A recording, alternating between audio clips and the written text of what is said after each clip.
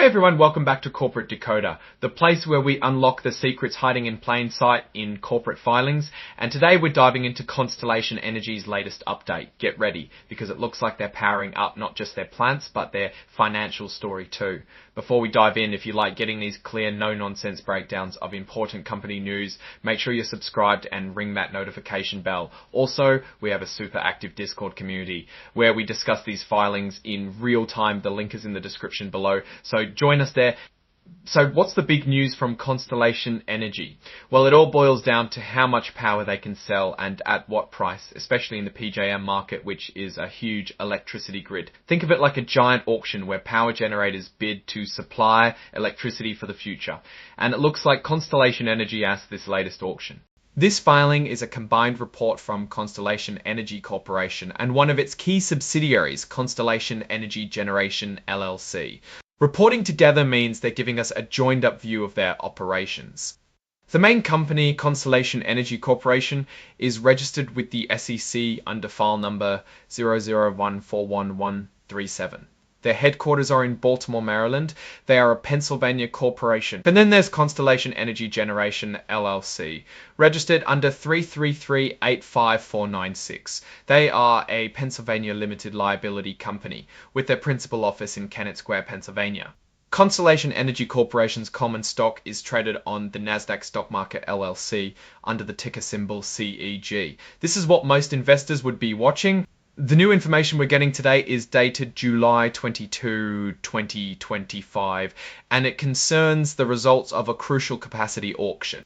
So, what did they learn? Constellation Energy found out the results of the PJM capacity auction for the upcoming planning year, which runs from 2026 to 2027.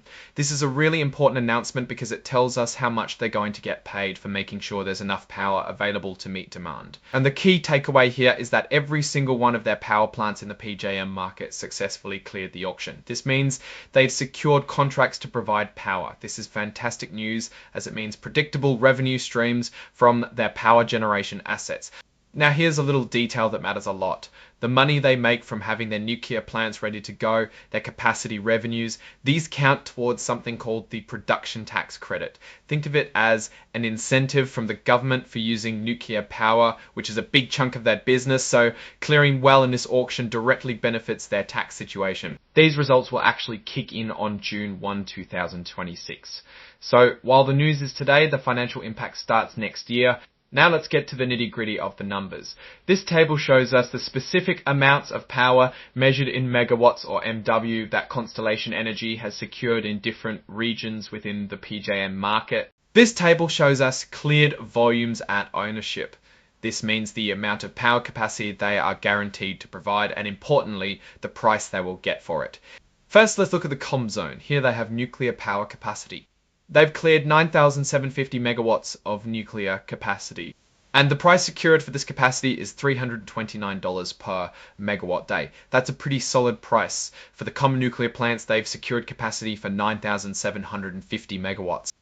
In the COM zone, they also have 0 megawatts of fossil or other types of power generation capacity cleared, meaning the nuclear is doing all the heavy lifting here for capacity market revenue. So their subtotal for COMD is 9,750 megawatts.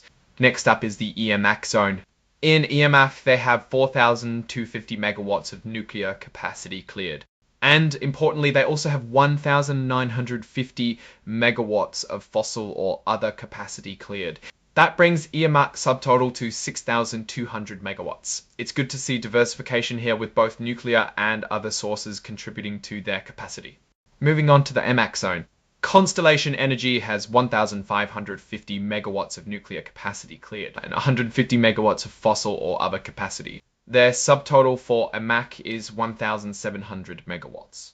Here they have 0 megawatts of nuclear capacity cleared, but they do have 375 megawatts of fossil or other capacity cleared. So BGE's subtotal is 375 megawatts. This shows where their generation mix is dominant in different zones. Across the entire PJM market, they have 50 megawatts of nuclear capacity that cleared. This is a massive amount of clean, reliable nuclear power. And they also have 2,475 megawatts of fossil or other capacity cleared. The grand total for Constellation Energy in this auction across all their plants in PJM that participated is 18,025 megawatts.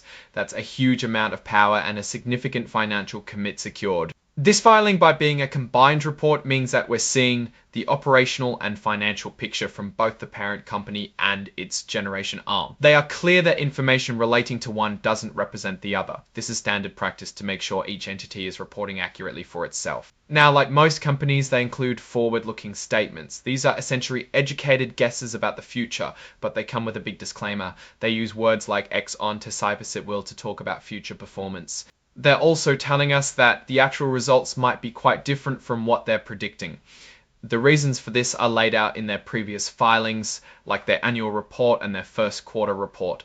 These usually detail risks like changes in government policy, market fluctuations, or even operational issues at their power plants. It's always a good idea to look at those deeper dives if you want to understand the potential downsides. They are very clear that you shouldn't bet your entire fortune on these forward-looking statements because they're only valid as of the date of this report, and they're not planning to update these predictions publicly if things change after this date. That's their way of saying we're not responsible if our crystal ball is wrong later. Finally, the report is signed by Daniel L. Eggers, who is the Executive Vice President and Chief Financial Officer for both Constellation Energy Corporation and Constellation Energy Generation, LLC. This means he's the top financial executive responsible for the accuracy of this filing. And the date of this signature matches the report date, July 2025. So what's my take on all this? Constellation Energy has clearly done a fantastic job in this PJM capacity auction. Securing $18,020 price per megawatt day for capacity looks very healthy, especially considering the government incentives that can be linked to their nuclear operations. The strength here is their large base of nuclear power, which is a reliable and often policy-favoured energy source. This auction success solidifies their market position and provides revenue visibility. The fact that all their PJM plants cleared is a testament to their operational efficiency and the value they bring to the grid. A potential weakness or risk, as they themselves note, lies in the broader economic and regulatory environment. Changes in energy policy, fuel costs, or unexpected operational issues at their plants could impact their actual financial results compared to these auction-cleared capacities. However, their diversified generation portfolio across different zones within PJM might offer some resilience. Overall, Constellation Energy is showing solid performance in securing its energy dispatch capabilities. This is a positive indicator for their financial stability and their role in providing electricity. They're not just generating power, they're strategically capturing revenue for that generation capability. Alright, that's our breakdown of Constellation Energy's latest filing. What's your take on these numbers and what they signal for the company's future? Drop your thoughts in the comments. If this analysis was valuable, hitting that like button really helps, and subscribe for more deep dives. Don't forget to check out the Discord in the description. Thanks for watching. See you next time.